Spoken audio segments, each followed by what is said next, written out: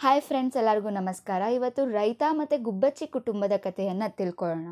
ಪ್ರತಿನಿತ್ಯ ನಮಗೆ ಗೊತ್ತಿದ್ದೋ ಗೊತ್ತಿಲ್ಲದಲ್ಲೇನೋ ಎಷ್ಟೋ ಕೆಲಸಗಳಿಗೆ ನಾವು ಬೇರೆಯವ್ರ ಮೇಲೆ ಡಿಪೆಂಡೆಂಟ್ ಆಗಿರ್ತೀವಿ, ಅಥವಾ ಅವ್ರ ಮೇಲೆ ಡಿಪೆಂಡೆಂಟ್ ಆಗಿರೋದ್ರಿಂದನೇ ನಮ್ಮ ಕೆಲಸ ನಡೀತಾ ಇದೆ ಅನ್ನೋ ಒಂದು ಭ್ರಮೆಯಲ್ಲಿರ್ತೀವಿ.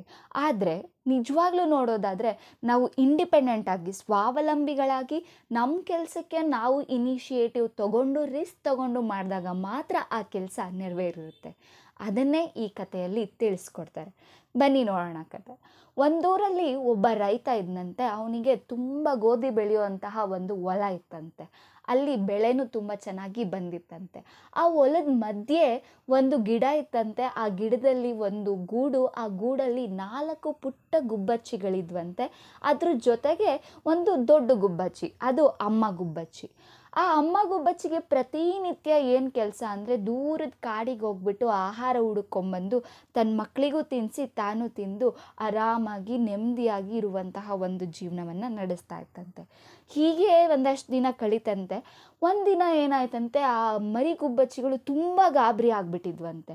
ಅಮ್ಮ ಗುಬ್ಬಚ್ಚಿ ನೋಡಿಬಿಟ್ಟು ಏನಾಯಿತು ಮಕ್ಕಳ ಅಂತ ಕೇಳ್ತಂತೆ ಆಹಾರ ತಂದಿದ್ದ ಗುಬ್ಬಚ್ಚಿ.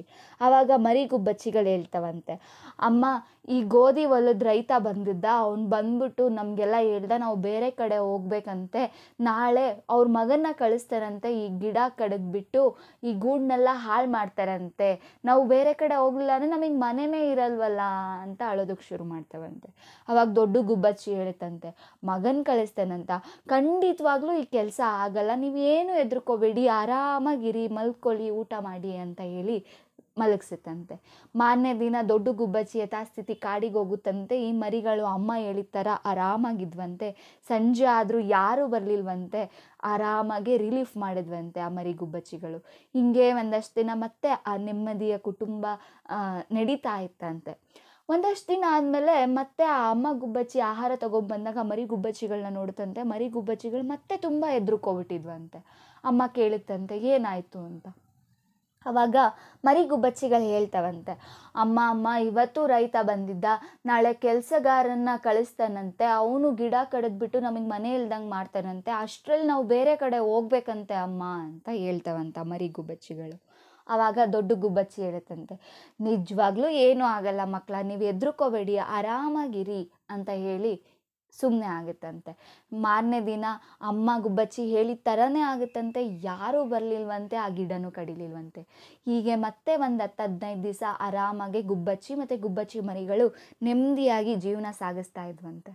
ಮತ್ತೆ ಆ ರೈತ ಬಂದ್ಬಿಟ್ಟು ಈ ಮರಿ ಗುಬ್ಬಚ್ಚಿಗಳಿಗೆಲ್ಲ ಎದುರಿಸಿ ಹೋಗ್ಬಿಟ್ನಂತೆ. ನಾಳೆ ನಾನೇ ಬರ್ತೀನಿ ಕೊಡ್ಲಿ ತೊಗೊಂಡು, ನೀವು ಆ ಕಡೆ ಹೋದರೆ ಸರಿ, ಇಲ್ಲ ಅಂದರೆ ನಿಜವಾಗ್ಲೂ ನಿಮ್ಮ ಗೂಡನ್ನು ನಾನು ಕಿತ್ಕೋತೀನಿ, ನೀವೆಲ್ಲ ಸತ್ತೋಗ್ತೀರಾ ಅಂತ ಹೇಳಿ ಎದುರಿಸ್ತಾನಂತೆ. ಮತ್ತೆ ಆ ಅಮ್ಮ ಗುಬ್ಬಚ್ಚಿ ಸಂಜೆ ಆಗ್ತಿದ್ದಂಗೆ ವಾಪಸ್ ಬರುತ್ತಂತೆ. ಆವಾಗ ಮರಿಗಳು ನಡೆದಿದ್ದನ್ನೆಲ್ಲ ಹೇಳ್ತವಂತೆ. ಆವಾಗ ಅಮ್ಮ ಗುಬ್ಬಚ್ಚಿ ಹೇಳುತ್ತಂತೆ, ಈ ಸರಿ ಅವನೇ ಬರ್ತೀನಿ ಅಂದಿದ್ದಾನೆ, ನಡೀರಿ ನಾವು ಬೇರೆ ಕಡೆ ಹೋಗೋಣ ಅಂದ್ಬಿಟ್ಟು ಇಡೀ ರಾತ್ರಿ ದೂರದಲ್ಲಿ ಒಂದು ಗೂಡನ್ನು ಕಟ್ಬಿಟ್ಟು ಅಲ್ಲಿಗೆ ಈ ಮರಿಗಳನ್ನೆಲ್ಲ ಶಿಫ್ಟ್ ಮಾಡುತ್ತಂತೆ. ಮಾರನೇ ದಿನನೂ ಅಮ್ಮ ಹೇಳಿದ ಥರನೇ ಆಯ್ತಂತೆ. ಅಲ್ಲಿ ಅವನು ಬಂದಂತೆ, ಆ ಗಿಡ ಕಡಿದ್ನಂತೆ, ಆ ಗೂಡೆಲ್ಲ ಹಾಳಾಯ್ತಂತೆ. ಅವಾಗ ಮರಿ ಗುಬ್ಬಚ್ಚಿಗಳಿಗೆ ಆಶ್ಚರ್ಯ ಆಗೋಯ್ತಂತೆ.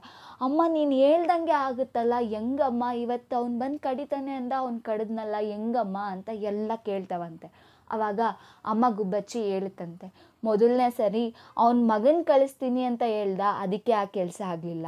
ಎರಡನೇ ಸರಿ ಕೆಲಸದವನ್ನ ಕಳಿಸ್ತೀನಿ ಅಂತ ಹೇಳ್ದ, ಅದಕ್ಕೆ ಆ ಕೆಲಸ ಆಗಲಿಲ್ಲ. ಮೂರನೇ ಸರಿ ಸ್ವತಃ ಅವನೇ ಬರ್ತೀನಿ ಅಂದ, ಅವನೇ ಬರ್ತೀನಿ ಅಂದರೆ ಆ ಕೆಲಸ ಆಗೇ ಆಗುತ್ತೆ ಅಂತ ಅರ್ಥ, ಹಂಗಾಗಿ ಅವನು ಬಂದ, ಆ ಕೆಲಸ ಮಾಡ್ದ ಅಂತ ಹೇಳುತ್ತಂತೆ ಅಮ್ಮ ಗುಬ್ಬಚ್ಚಿ. ಎಷ್ಟು ಚೆನ್ನಾಗಿದೆ ಅಲ್ಲ ಕತೆ. ಈ ಕತೆ ನೀತಿ ಏನು ಅಂದರೆ, ನಮ್ಮ ಕೆಲಸಕ್ಕೆ ನಾವು ಇನಿಷಿಯೇಟಿವ್ ತೊಗೊಂಡು ನಮ್ಮ ಮೇಲೆ ನಾವು ಡಿಪೆಂಡೆಂಟ್ ಆಗಿ ಮಾಡಿದಾಗ ಮಾತ್ರ ಕೆಲಸ ಸಕ್ಸಸ್ ಆಗುತ್ತೆ ಅನ್ನೋದನ್ನು ತಿಳ್ಕೊಂಡ್ವಿ. ಈ ಕಥೆಯನ್ನು ಆರಿಸ್ಕೊಂಡಿರೋದು ದಿ ಆರ್ಟ್ ಆಫ್ ಲೇಸಿನೆಸ್ ಅನ್ನೋ ಬುಕ್ಕಿಂದ. ಈ ಕತೆ ಚೆನ್ನಾಗಿ ಅನಿಸಿದ್ರೆ ಕಮೆಂಟ್ ಬಾಕ್ಸಲ್ಲಿ ಹಾಕಿ. ಏನಾದರೂ ಇಂಪ್ರೂವ್ಮೆಂಟ್ಸ್ ಬೇಕಂದರೆ ಫೀಡ್ಬ್ಯಾಕ್ಸ್ನ ಕಮೆಂಟ್ ಬಾಕ್ಸಲ್ಲಿ ಹಾಕಿ. ಇನ್ನೂ ಹೆಚ್ಚಿನ ಕತೆಗಳಿಗಾಗಿ, ಇನ್ನೂ ಹೆಚ್ಚಿನ ವೀಡಿಯೋಸ್ಗಾಗಿ ಕನ್ನಡತಿ ಚಾನಲ್ಗೆ ಸಬ್ಸ್ಕ್ರೈಬ್ ಮಾಡಿ, ಲೈಕ್ ಮಾಡಿ, ಶೇರ್ ಮಾಡಿ. Thank you.